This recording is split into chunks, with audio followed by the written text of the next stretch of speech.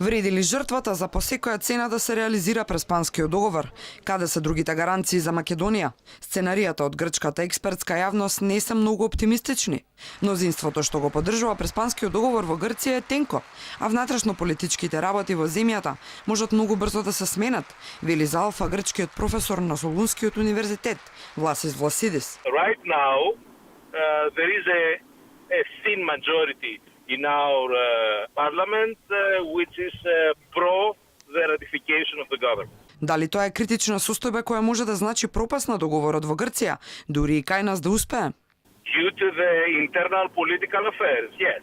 Ако работите останат исти, Власидис верува дека грчката влада е спремна да чека дури и нова македонска влада, постоизборно, ако евентуалната нова може да обезбеди потребно мнозинство за ратификација во собрание. The Greek government will wait for the new government. If there will be a full majority in your parliament that they want to accept a new constitution, then they will sign the agreement.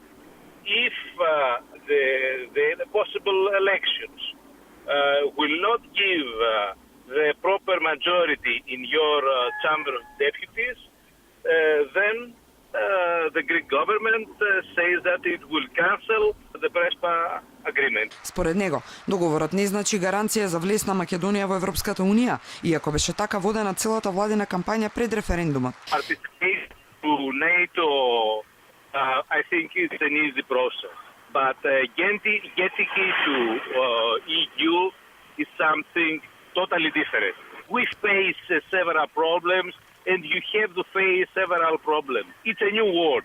Ако се ова пропадне, професорот е убеден дека ќе мора отворено да се стават на маса прашањата зошто македонскиот народ не се согласува, дали е културниот идентитет во прашање, историјата или нешто друго.